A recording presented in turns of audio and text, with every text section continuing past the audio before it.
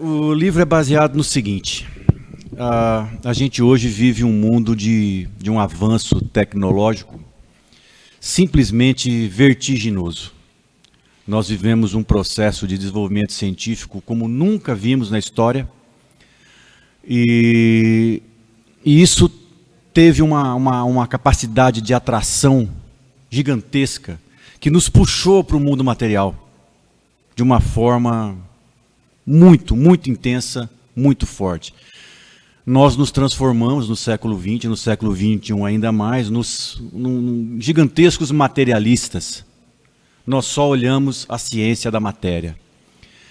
Mas, ao mesmo tempo, todos nós temos uma formação espiritual, seja ela qual for, né? O Emmanuel diz que apesar de um dia isso vai ter que se renovar, a missão das religiões, ela de certa forma foi cumprida, porque qual era a missão básica delas? Incutir na alma de cada um dos habitantes do planeta a ideia da espiritualidade. Não só a ideia da espiritualidade como indivíduo, mas a ideia da espiritualidade como um plano de vida secundário, alternativo, primário, não importa a definição. Mas ainda assim incrustaram na nossa mente e na nossa alma a ideia da vida espiritual, dos aspectos espirituais da vida. E eu acho que essa foi uma missão vencedora. Mas hoje, dado o avanço imenso da ciência, as religiões tradicionais se tornaram antagônicas à ciência. Desde o advento de Isaac Newton, 3, 4 séculos atrás, houve uma espécie de um divórcio, em que ou você acredita na ciência, ou você acredita na religião, porque elas estão dizendo coisas diametralmente opostas. Só que, até na contracapa do meu livro, eu uso uma expressão que eu acho muito apropriada até para mim, sob certo ponto de vista. Até quando nós vamos nos aguentar segurando um cavalo da religião da matéria, a ciência, e o outro cavalo, a religião do espírito? Até quando nós vamos aguentar segurar os dois sem nos arrebentarmos internamente? Sem que a gente, se dilacere com isso? Porque de alguma forma há de haver uma comunhão, porque nós sentimos que ambas são verdades, pelo menos eu sinto isso. E a alta espiritualidade magnânima, como sempre, nos mandou a solução: doutrina espírita. É isso que eu abordo no meu livro. A doutrina espírita, ela é o elo, ela é a interface perfeita que une as duas vertentes, ciência e espiritualidade. E o que é mais curioso, e essa é uma provocação que eu faço no livro, é que todos os aspectos inerentes à comprovação da realidade espiritual, da vida espiritual, do plano espiritual, da nossa identidade espiritual como seres vivos, nossa matriz de vida espiritual, toda essa comprovação não está vindo das religiões, não está vindo de nenhuma doutrina, não está vindo de nenhum outro lugar que não seja da ciência. E eu vou dar alguns exemplos bem pequenos aqui. O livro ele tem inúmeros relatos a respeito disso, e eu vou comparando tudo que a doutrina espírita ia anunciando. Por Jesus, quando prometeu enviar a doutrina espírita, um dos aspectos para que se reconhecesse a doutrina espírita é que ela anunciaria o que há de vir. Ou seja, ela ditaria o futuro, ela anteciparia os passos. E eu vou dando os trechos que a doutrina espírita foi, é isso, é assim, assim, assim. E décadas depois, a ciência oficial falando às vezes a mesma coisa com as mesmas palavras. Só ninguém da espiritualidade processou a ciência por plágio, por amor à humanidade. Porque é assim, e tem alguns casos que são realmente as mesmíssimas palavras, só muda a vírgula de lugar. Chega a ser assustador, no bom sentido. Mas como começou tudo isso?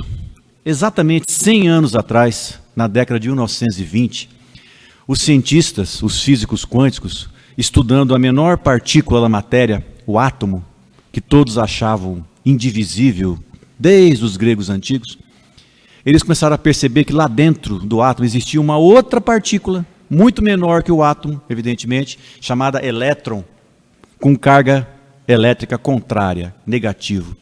E pasmem, os cientistas descobriram que os elétrons dos átomos, eles aparecem e desaparecem, aparecem e desaparecem.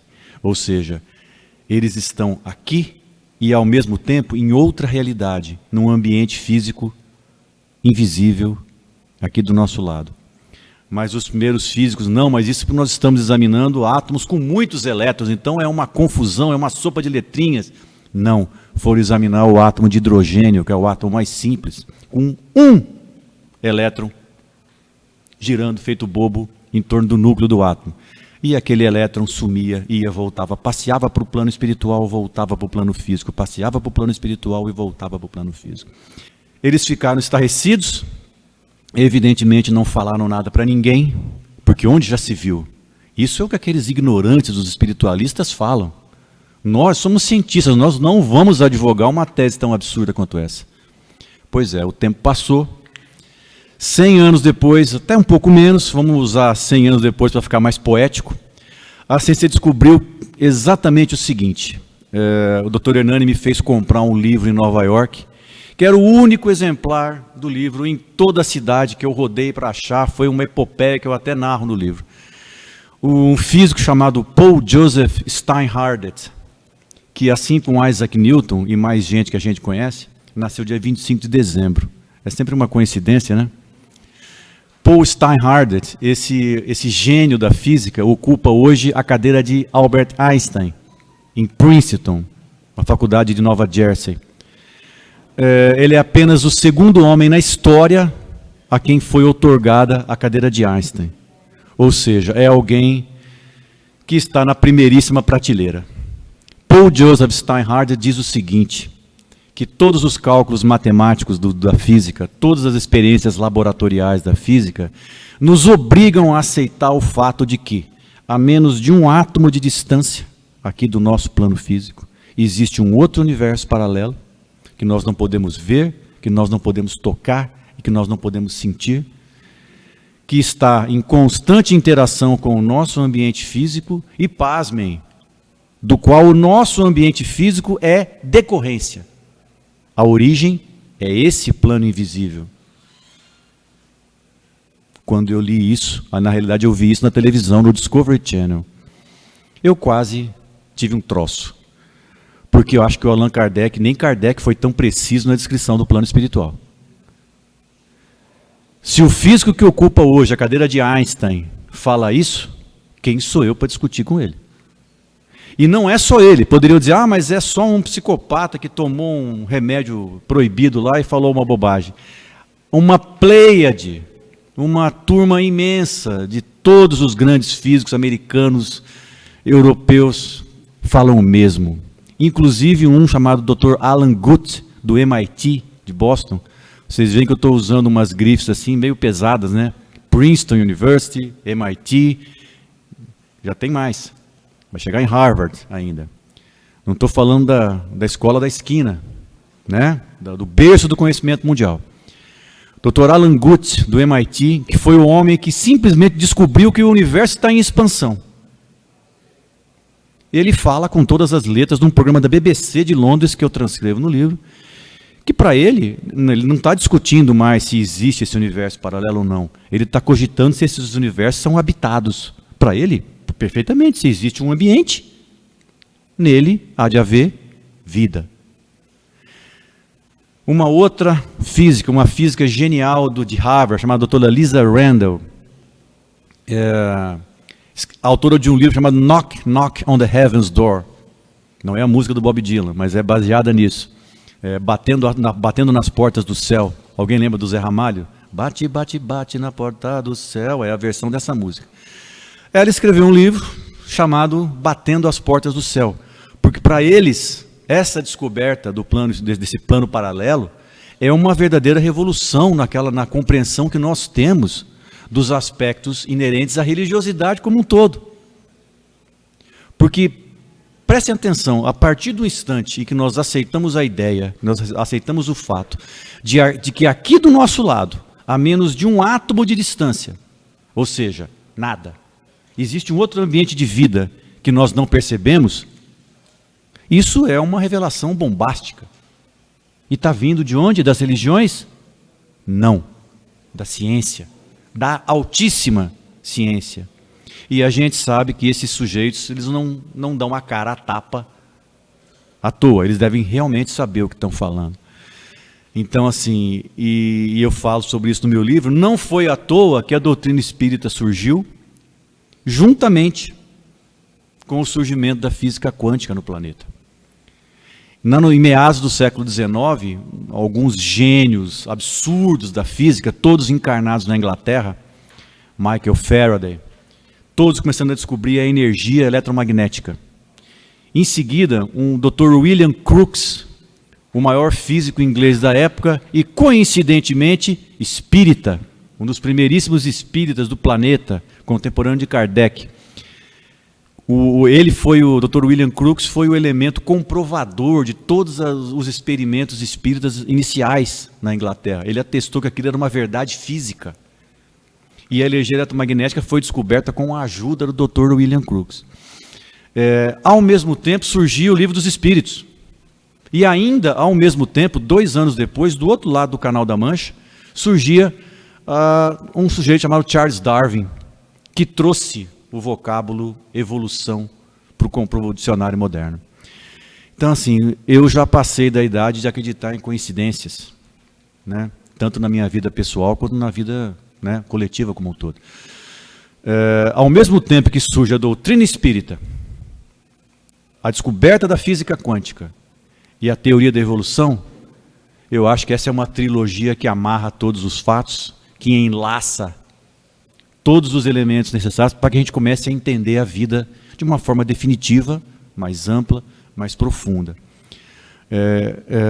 Poderia falar aqui muito tempo sobre esses aspectos da física que tanto me fascinam. Me descobri escrevendo o livro, aprendendo sobre isso, um apaixonado pela física quântica, mas só um apaixonado, porque o assunto é muito complexo e eu não tenho formação na área. É de curioso mesmo. Mas a física quântica é a base de todas as ciências. Todas as ciências. E só para dar um pequeno spoiler, para estragar um pouco a surpresa do livro, eu não vou resistir. A genética. Hoje, todo mundo acredita na genética. Ah, não, mas o DNA do sujeito passou, o DNA, blá, blá, blá. Mas como? Eu não vejo nenhum filho repetir o talento do pai. Eu não vejo nenhum pai ter o talento do filho. Nenhum irmão ter o talento do outro. E assim por diante. O filho do Pelé não era tão bom quanto o Pelé. O filho do Zico, o filho do Rivelino, o filho do Beethoven, o filho do Mozart, o filho do Einstein. Onde, então, a consciência? Onde, então, o repositório dos atributos humanos? Todos falam, é na genética, é no DNA. E hoje os físicos quânticos já influenciaram a genética ao ponto que todos os exames laboratoriais da genética atestam uma coisa extremamente simples e objetiva. O código genético não explica a nossa forma humana, tampouco explica a nossa origem como seres vivos. Pasmem. Pasmem. Na realidade, a genética, o conceito de genética que ficou popularmente difundido é aquilo que a quebra do DNA disse que ia fazer, disse que ia descobrir. Nós vamos decodificar o genoma humano. O homem é um ser muito complexo, ele deve ter cerca de 135 mil, né, genes. Foram descobrir, tinha 25 mil. Um camundongo tem 24 mil. Um grão de arroz tem 36 mil genes. Um grão de arroz tem 50% a mais de genes do que nós, belíssimos espécimes humanos. Né? Ou seja, não é na quantidade. Mas alguém disse, então é na qualidade dos genes. Tem um tipo de gene chamado homeobox, que é o gene que diz o que os outros genes têm que fazer. É uma espécie de mestre de obra da construção do corpo físico. Olha, eu sou o homeobox, eu digo, você, gene, vai construir um olho, você é um fio de cabelo, você é uma unha. Ah, são os homeobox. A mosca varejeira tem os mesmos homeobox que a gente. Resumo, eles não sabem a explicação genética que nos diferencia de um chimpanzé.